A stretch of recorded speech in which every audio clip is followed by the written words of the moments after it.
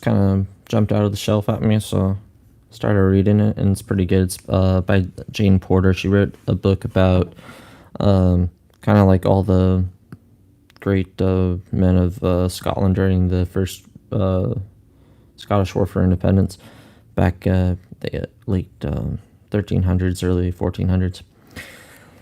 Anyway, so she grew up in with veterans of the Jacobite Rebellion still alive and walking around. So she goes into it in this introduction, but she kind of had some firsthand experience with that, and that's kind of what led her into a little bit more of getting into the history of Scotland, and so she kind of has a bit of authority when it comes to talking about this sort of thing. All right, so a retrospective introduction to the standard edition, The Scottish Chiefs, Anno Domini, 1831. In seeking to go back by the traces of recollection to the period when the first impressions of the heroes which formed the story of the Scottish chiefs was made on my mind, I am carried so completely into the scenes of my infancy that I can feel like one of the children old tales tell of, who, being lost in a wood, tries to find her way home again by the possibly preserved track of a few corn seeds she had chance scattered on the ground as she came. To wander in these memories has, however, a pleasure of its own, many pleasant places presenting themselves to stop at, and thence to review with a sweet sadness, though the long veil of past days, some distant, lovely scene under the soul-hallowed twilight of time. Such scenes are peopled with beloved forms, living there before our heart's eye, but in reality, long removed from us into an eternal paradise. Born on the borderlands of Scotland, my mother, in early widowhood, took her children thither, and then almost infants, to bring them up in good air and, in the future, advantage of a good education at a moderate expense. But in Scotland, it is not the pastors and masters only who educate the people. There is a spirit of wholesome knowledge in the country, pervading all ranks, which passes from one to the other like the atmosphere they breathe. And I may truly say that I was hardly 6 years of age when I first heard the names of William Wallace and Robert Bruce, not from gentlemen and ladies, readers of history, but from the maids in the nursery and the serving man in the kitchen. The one had their songs of Wallace White to lull my baby sister to sleep, and the other his tales of Bannockburn and Combus Kenneth to entertain my younger brother, keeping his eager attention awake evening after evening, often to a late hour, and sending him to bed asking for more, to see the heroes in his dreams. I remember with delight even now I was amused for hours in the same way by a venerable old woman called Lucky Forbes, who lived in a humble but comfortable occupation near some beautiful green banks which rose in natural terrace behind my mother's house, and who, often meeting me when playing about, would walk by me and talk to me with her knitting in her hand.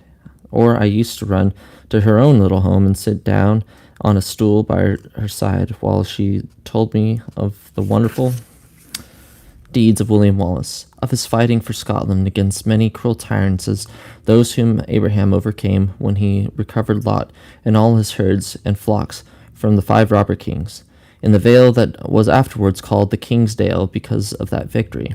My lowly instructress never omitted an opportunity of mingling a pious allusion of her narrations.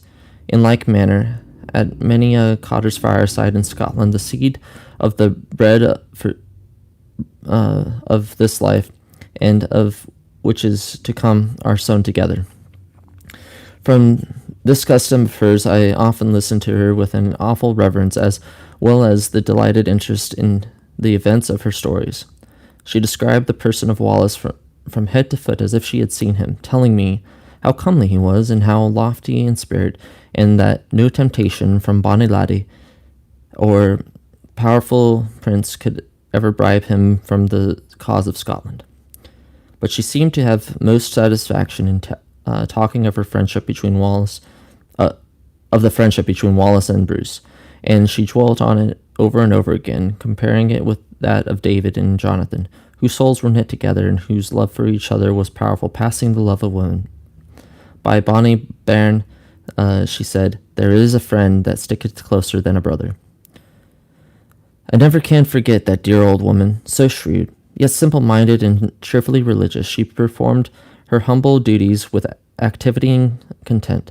Her recreation, an exceedingly great reward, was reading her Bible, which she did every day.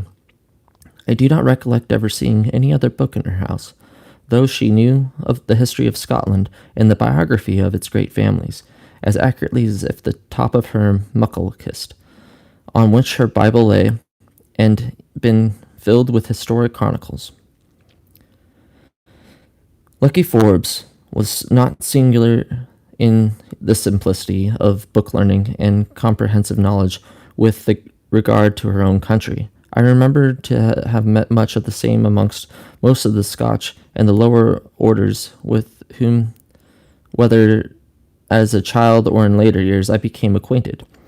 I do not say that I did not hear the doughty deeds of her favorite heroes from the lips of our revered school instructor, Mr. Fulton, of Nedry's Wind, whose lessons were always chosen from the noblest subjects, nor, indeed, from the occasional references made by several accomplished scholars and esteemed friends who visited my honored mother's unpretending table. But I must avow that to Lucky Forbes' familiar and even endearing manner of narrating the lives of William Wallace and his dauntless followers, her representation of their sacrifices for the good of their country, filling me with an admiration and reverential amazement like her own, and calling forth my tears and sobs when she told of the deaths of some and of the cruel executions of the virtuous leader of them all. To her I must state my early continued enthusiasm in the character of Sir William Wallace, and in the friends of his truly hero soul delighted to honor. But Scotland, at the time, especially when we were gathering our first alignments of mental existence there, might have been particularly designated the land of enthusiasm for all gallant and disinterested emotions. I should say, of generous principles, when we revert to the primary source of some of our regretted misdirected emotions of this order, such as compassion for the unfortunate defense of the weaker side, which unwittingly too often would impede the natural march of a just change in the order of men's destinies. At the time I speak of, many of the widows and orphans who had been made such by the eventful struggle of the British Crown in the year 1745 were still existing. The widows of the fallen or executed brave men, nobles or gentry, who had adhered through every peril to the cause of the Stuarts, and so perished with it, lived in dignified poverty in the remote alleys and by-places of their own once regal Edinburgh. And the accidental sight of any of these noble ladies looking out of their uncurtained window from some garret height in her obscure dwelling often arrested my attention, and bowed my little knee to in curtsing respect when walking up the reverence close with Belle Johnston, my younger sister's nurse. She then told how the lords and ladies died in defense of the rights of Prince Charles, and that she had heard of the heads of some of them were yet to be seen struck through the spikes of the great bar on the city of London, and that their ghosts haunted that spot and never could be laid to rest until those heads were given up and sent back to Scotland to be buried with their kindred. These venerable ladies just spoken of, still honored relics of a departed and dispossessed nobility, usually appeared in a plain but subtle attire to their age and remembered gentility. But I only saw their heads coiffed in a milk-white mutch, that is, a close-crowned cap tied around the chin, or with a little black silk hood covering their silver hairs. One, however, of these noble widows I remember to have seen much more than once near than from her window. She used to visit a family who lived in the square we inhabited, and I then remarked her as the person of great age, of feeble step, but a majestic, though slender form, dressed in a long tartan plaid, reaching from the top of her head to the sole of her foot, and clasped under the chin with a large brooch of some costly materials, for it sparkled in the sun shone on it. And she walked with a short stick, and always unattended. Nevertheless, she was no less a personage than either the Duchess of Perth, Lady Galloway, or Lady Lovat. One of these she was, but which I cannot now charge my memory to say undoubtedly, having at the time heard so much about them all. I am now somewhat confused in my recollections respecting them individually. But there was one interesting person whom I chanced to me in a most extraordinary manner in the same little square, and about whose identity I'm perfectly certain. However, I must premise that the small enclosure here aggrandized with the title of a square did not contain more than 7 houses, built not like the usual style of the old town for many families under one roof, but each to commodiously contain one family only. And my mother's comfortable abode there, long and low, stood singingly at the head of the square, almost occupying the whole of the space, being merely flanked on each side by an opening to the pleasant green banks I before mentioned, and from which a delightful view was commanded of the Frith of Forth. The distinguished Lord Elchies had lived in our house, and other persons of note having inhabited those of our neighbors. No small respect was attached to our little square. It was bounded on one side near the gates of entrance by a wall of well-known High School of Edinburgh, and from the privacy in which those seldom opened gates kept the square, the children of its inhabitants were allowed without any apprehension to play by themselves on the grass plot in its center. Indeed, so very small a postern door was left open for common egress. The few strangers found their way in. Therefore, the appearance of any, when they did come, was the more likely to excite the notice even of a child. One evening, as myself and my brother, who was then a flaxen-headed little fellow and dressed in a kilt and tartans, were playing on the grass plot just described, I saw a strange gentleman enter the postern, and, while we continued at our amazement, we sometimes looked up to remark on him to each other as we walked to and fro in the pathway of the grass, for he appeared very different from the usual order of gentlemen we had seen. He was a person of slight figure, dressed in a faded mourning, and with the extraordinary appendage to such a habit, a plaid scarf tied around him in the military fashion. When he drew near, we saw that the scarf was much discolored and torn. He held a rose in his hand, to which at times he seemed earnestly talking. Sometimes he walked fast, sometimes slow, but as the step was feeble, a child might easily conclude that he must be ill or old, or perhaps both. After a while, he sat down on a broken bar of wooden railings which had formerly surrounded the grass plot. He took off his hat, wiped his forehead and a handkerchief which he had taken from his bosom, and carefully placing his rose there. His hair was of silver whiteness, and it reminded me of my dear kind grandfather, who had not been long dead. My brother and I threw down the gowans we had been gathering and ran to him. Taking his hand, we asked him to go in with us to our mother, who would be glad to see him as we were. I never shall forget that poor stranger's countenance and manner when we spoke to him thus, and hung by his hand, nor can I forever forget that hand so small, so white and soft as I caressed it.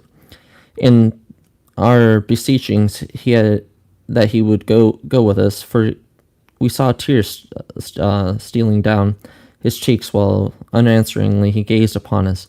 Our young eyes looked with admiring pity upon his face. Its skin seemed soft as his hand, and was fair even to lily paleness, excepting where many small blue veins traversed his delicately turned chin.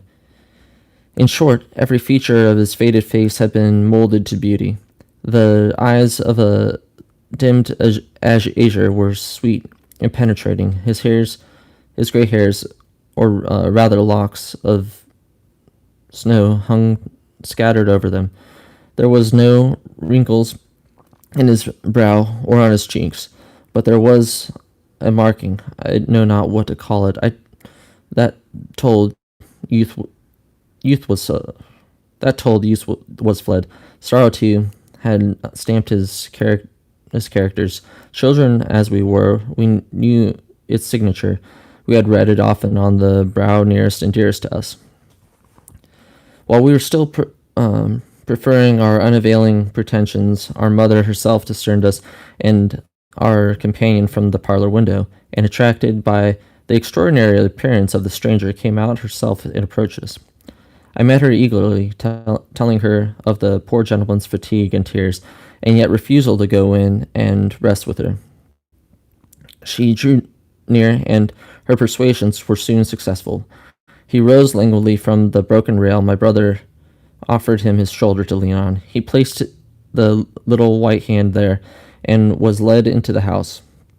Seated in our parlor, while the refreshment my mother had ordered was spreading before him, his eyes roamed around the apartment and fixed where my dear and lamented father's sword hung over the large military stretch of the two armies positioned at the Bottle of Minden.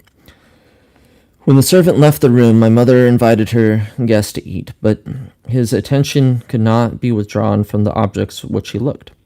While he was gazing there, my brother and I were prattling the history where we had often heard of that battle, and telling how our mamma could show him some curious trophies of that victory, which had been found in the French prince's tent and given our dear papa the next day. This was the Prince of Soubise, a gallant officer, but so great a coxcomb that his soldiers had called him Madame. Swords, pistols, powder horns, cosmetics, perfumes, all were found mingled together in his tent when entered by the British soldiers. The stranger smiled mournfully upon us, stroking our heads. Then my mother, with much agitation, that he had been a soldier in his youth. I too fought and fell, cried he. In the year 45, I received a wound worse than death. I shall never recover from it. He put his hand to his head and looked so wildly that our mother drew us instinctively towards her. He too promptly understood her apprehension. Kind lady, he said, rising from his chair, I told your children I was unfit for any shelter, but the wide heavens. Yet my wound harms no one but myself. He turned and, with a hurried step, moved towards the door. His eye was then dry, but our mother's overflowed. Memory as well as pity was then busy in her heart. You must not go, sir, she cried. If I have undesignedly given pain to the afflicted, my offense has been my punishment. Come back. The calamities of war have made me what you see now, a widow. The poor gentleman turned and looked to my mother with a faint color rising in his cheek.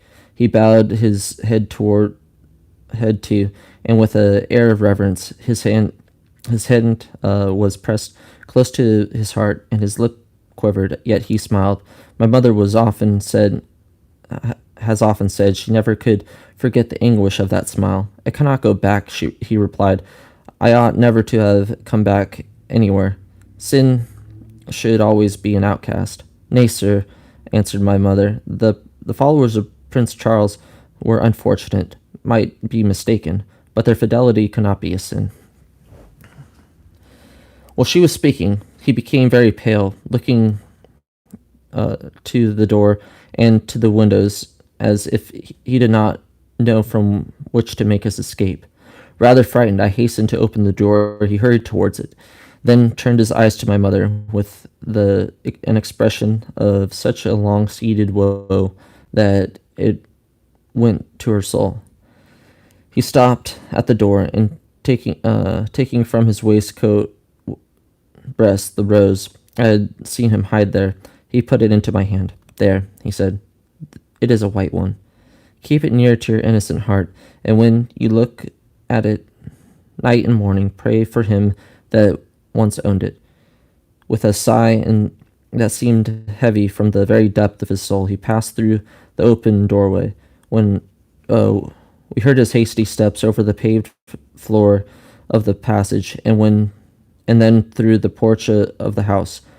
The latter usually stood open, the closed gates of the square being sufficient guard against intruders. My brother, in his kind little heart, sympathizing with the shows of some distress he could not well understand, hovered at a distance and watched him out of the square. How can he be? My mother said, as she dried her eyes and laid the rose he had given me upon her table.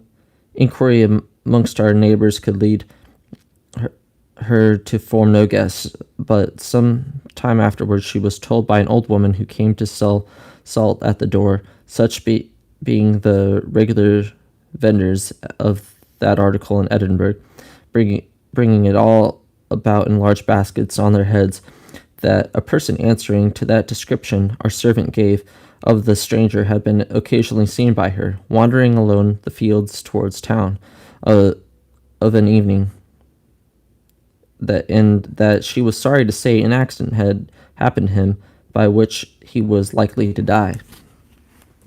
In short, on one of those evenings, while crossing the Canongate towards Holyrood House, his foot slipped on a stone and he fell.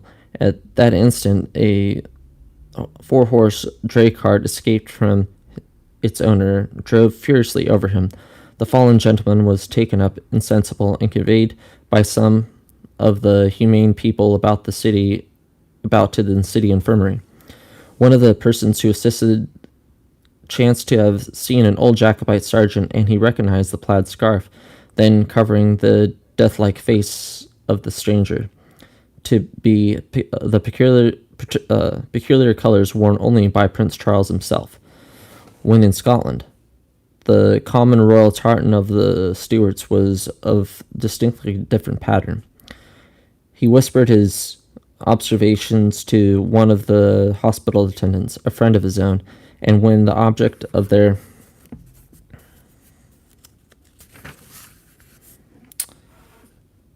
joint peculiar interest was taken into a ward and consigned to surgical care, it was discovered that not only a limb was fractured, but 2 ribs broken, and that the sufferer was a woman. When she was told her dangerous state and urged to reveal her name, she wrote with pencil on a piece of paper, "I forfeited my name, but send to the manse of blank, those are there who will come by to in a decent grave. Oh, come lay in a decent grave the last remains of an unhappy wanderer from their Christian care. This handwriting will explain to them whom they are called upon to bury and forget." The paper was sealed and dispatched. The next day witnessed the arrival of a venerable minister and his aged sister. They acknowledged the sufferer to have their near relation, and that for many years she had been visited with occasional fits of mental distraction, but she had never before strayed away from the deep seclusion in which during all that time she had hidden herself until within the preceding fortnight. And then her alarmed friends were ceasingly making every inquiry, when their search was sadly terminated by the delivery of the note from the Edinburgh infirmary. The old couple were conducted to the home of their dying relative now, perhaps by the loss of blood restored to her sane estate, and the meeting, we were told, drew tears from everybody present. After many sufferings from the varied consequences of this terrible accident, she died, with her pious kinsfolk praying over her. They closed their eyes, and the venerable old lady, after striking the fair, emaciated corpse, wrapped it, first in a linen winding sheet, and then in Prince Charles's plaid. It was one he had worn himself. And ever since he had folded it one stormy night at sea around her. He loved. It had been the cherished covering of her too faithful, though pertinent and often distracted heart. Knowing this, the Christian hand which spread it there in death felt that he who said, "I will have mercy and not sacrifice," and whose redeeming goodness had sealed the pardon of so true a Magdalene, would not count as sin the last act of sympathy with the melancholy tenderness of a fond woman's heart. The venerable minister, with many tears, silently acquiesced in what was done, and on the night of the day in which their happy kinswoman was released from sorrow and suffering, they took her remains from their own home and buried them in the manse burial ground. So slept Janie Cameron. It may appear incredible to the generality of the readers that children of between 6 and 8 years of age would have been so interested as I have represented it in events like these. It is most probable that children brought up with nothing about them but the cares, tuitions, and indulgences of a nursery would not even notice such things, did they chance to occur before them. For the minds of both young and old must be awakened to, and then habituated to certain feelings before they can be excited in the sudden way I have described by objects of distress. The orphans of younger brothers who have married women of more virtues and fortune seldom know anything of that restricting nursery care, which shuts up children from witnessing the casualties of life. They have to be stirred their own selves from their cradles, and to share in every home scene that passes around them, and thus their minds and hearts attain an early culture. The selfish principle is crushed, and quick sympathizing sensibly is ever ready to start at the door. Something of this kind was the answer I returned, full 20 years ago, to Mr. Hastings, I mean the late Warren Hastings, when, on having read The Scottish Chiefs and Thaddeus of Warsaw, he asked me how it was possible that a person then so young so young as their author was, could have known so much of the human heart and of human conduct, and those works described. Through my earliest associations,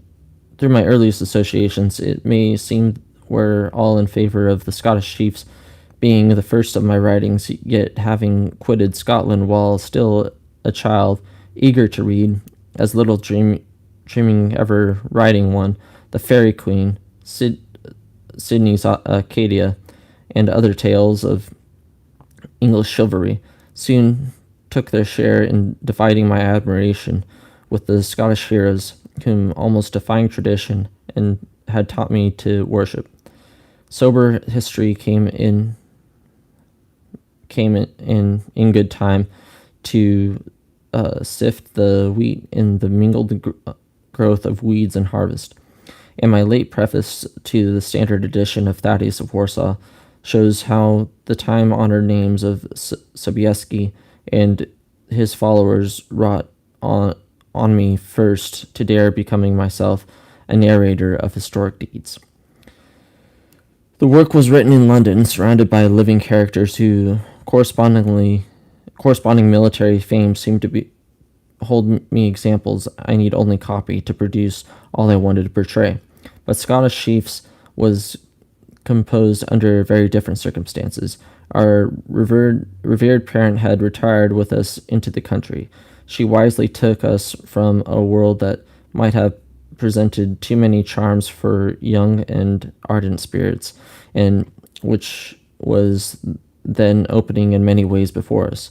In the quiet seclusion she chose, where we had then few acquaintances, re- recollections of the past could not but be our frequent amusement, and those of dear Scotland often presented themselves. We talked of our walks on the Calton Hill, then a vast green slope, with no other buildings breaking the line of its smooth and magnificent brow but Hume's monument on one part and the astronomical observatory on the other. Then of our climbing the steep heights of Arthur's Seat, and of our odd visits to St. Anton's Well, all haunted by the ever-inspiring images of William Wallace and his brother heroes, or the not less interesting, though more modern, remembrances attached to the misfortunes of the House of Stuart, from unhappy Mary to her expatriated descendant, Charles Edward. In these discourses I often found myself again by the side of Lucky Forbes,